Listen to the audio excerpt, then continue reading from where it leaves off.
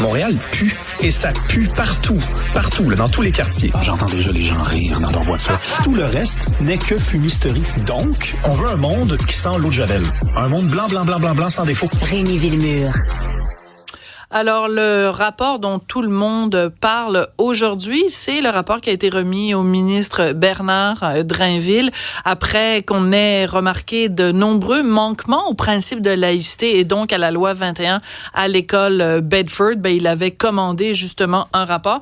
Les conclusions du rapport sont rendues publiques aujourd'hui. Et parmi les choses auxquelles songe Bernard Drinville, c'est la possibilité d'interdire les signes religieux à d'autres membres du personnel scolaire que les enseignants et les enseignantes elles-mêmes, eux-mêmes, elles-mêmes.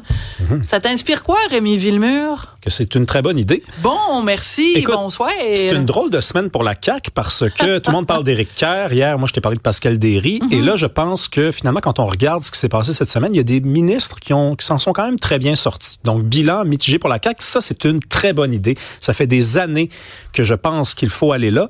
Pour la simple et unique raison, tu auras remarqué que dans le rapport, on en parle. D'ailleurs, l'autorité, là, c'est un concept qu'on a toujours attribué seulement au rapport entre le prof et l'élève, alors que dans une école, souvenez-vous de vos années à l'école secondaire et à l'école primaire, il n'y a pas juste les profs et les directeurs qui ont autorité sur vous. En réalité, tout le monde a autorité sur vous, y compris le concierge. Donc, ça veut dire quoi? Ça veut un surveillant d'école. Oui. Je veux dire, un surveillant, c'est une figure d'autorité et c'est tout à fait vrai. Mais c'est toujours eux qui nous donnent les petites pénalités fatigantes dans leur discipline. Absolument, mais il faut aussi se rappeler pourquoi, quand la loi 21 quand c'était un projet de loi qui allait devenir la loi 21, pourquoi c'était seulement certaines figures d'autorité et dans certains milieux, puis il y avait la clause d'ancienneté, etc. C'était parce que la loi 21, à l'époque, pour Bernard Drinville et le gouvernement de la CAQ, c'était le plus loin qu'ils pouvaient aller. Puis même juste en allant si peu loin, déjà, ils se faisaient dire qu'ils allaient trop loin. Alors, c'est sûr qu'aujourd'hui, Bernard Drinville, à la lumière des manquements qu'il y a eu, dit on va l'étendre, puis on essaye qu'elle ait plus de portée. Mais il faut se rappeler pourquoi, au début, elle était si timide, la loi 21. Et j'ajouterais que le cadre de référence, le point de référence, plutôt, ça a toujours été Bouchard-Taylor, qui est une commission qui a eu lieu au début des années 2000. Donc, quand on a commencé à réfléchir à ce que c'était que la loi 21, on se disait, il faut pas aller plus loin que Bouchard-Taylor ou il faut aller dans le sens de Bouchard-Taylor. Mais la société québécoise, elle a changé depuis le début des années 2000. Là. Ça fait déjà 25 ans, là, le début des années 2000. Donc, il faut peut-être songer à aller plus loin. Quitte, et là, roulement de tambour ou alors fermez vos fenêtres, ayez peur, interdire le port de signes religieux pour les élèves. C'est le cas en France, en passant. D'accord. Alors, c'est le cas en France et il faut rappeler pourquoi en France c'est comme ça. Donc, la loi sur la laïcité en France, elle date de 1905 et donc, on vous bien qu'en 1905, en France, il n'y avait pas une immigration maghrébine, donc ça n'était pas, on ne visait aucune religion en particulier, malgré ce que les mauvaises langues peuvent vous faire croire. Et l'idée en France, c'est que la raison pour laquelle on interdit aux étudiants depuis 2004 de porter des signes religieux, c'est qu'on considère que tous les enfants qui fréquentent les écoles publiques sont des enfants de la République. Donc, quand tu te présentes, dès que tu passes la porte de ton école, c'est important d'en parler, dès que tu passes le pas de la porte de l'école, tu n'es plus un petit étudiant, un petit enfant d'origine ci ou d'origine ça, tu es un enfant de la République et la République n'a pas de religion.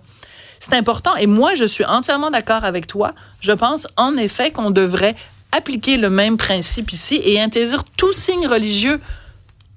C'est quand même beau la France, parce que tu peux dire, parce que c'est un grand pays qui a une grande histoire, vous êtes un enfant de la République. Aujourd'hui, on dirait quoi? Vous êtes un enfant du centre de service scolaire des Bois-Francs, quelque chose comme ça. Non, mais écoute, le problème avec cette idée-là, qui, à mon avis, fait ton affaire et en tout cas qui fait la mienne, c'est que, et je pense que c'est pour ça que la CAQ n'ira pas là, c'est que c'est très exigeant sur le plan de la rhétorique. En d'autres mots, on ne parle que de laïcité depuis toutes ces années, et ce n'est pas de la laïcité que de demander aux jeunes d'enlever leurs signes religieux s'ils arrivent à l'école. Non, parce que la laïcité, c'est ce que les adversaires d'ailleurs de la laïcité ne cessent de nous dire, c'est le fait que l'État sépare les pouvoirs et l'État n'a pas de rapport avec la religion et que l'État n'est pas religieux. Mais un jeune qui a un signe religieux, qui rentre dans une école, et l'école, c'est pas l'Assemblée nationale en passant, ben là, ça devient compliqué de l'expliquer. Donc, il faudrait peut-être pour la CAQ arrêter de parler de laïcité. Oui, la laïcité, c'est réglé.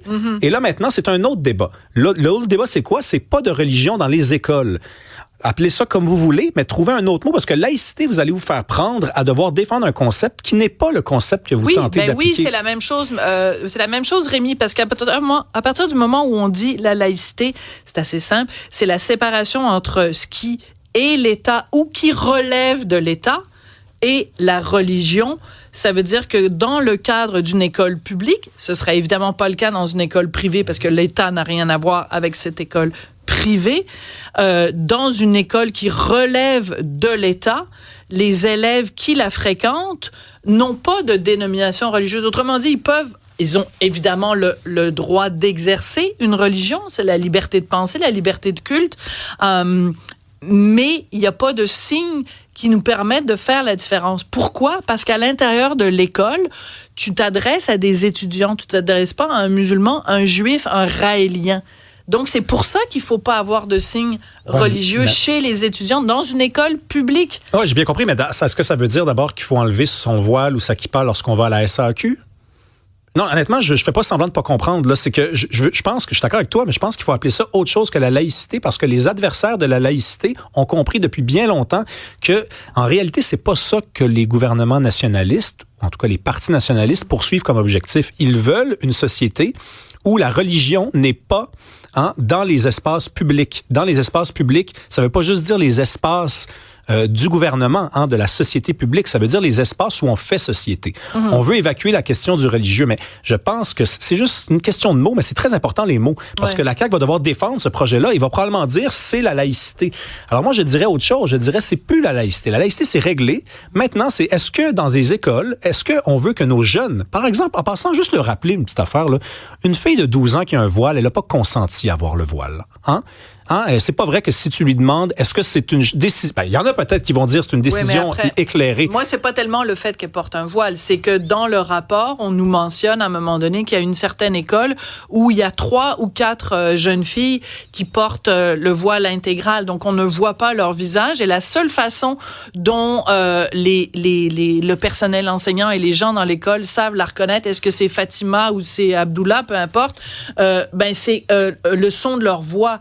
Mais je veux dire, comment veux-tu faire société avec quelqu'un? Est-ce que tu irais à l'école en portant une cagoule? Il n'y a aucun aspect religieux. C'est juste, on peut pas faire société avec des gens si on n'est même pas capable de t'identifier. On n'est même pas capable d'entrer en contact avec toi. Donc, c'est un non-sens déjà à la base. Oui, moi, j'ai fait de la suppléance dans un tas d'écoles, notamment dans le Centre de services scolaires de Montréal, anciennement la CSDM, qui n'est pas blâmée dans le rapport, mais qui est quand même pointée du doigt. Ouais. Et cette école-là, des petites filles voilées, là, j'en ai vu, mais plusieurs. Là, j'en ai vu parfois 3 ou 4 ou 5 par classe. Et des fois, je me dis, elle a 13 ans, elle est québécoise, elle est née ici, elle n'a pas choisi de porter le voile. C'est ses parents qui lui ont mis sur la tête. Soyons sérieux quand même un peu, on va pas se mentir.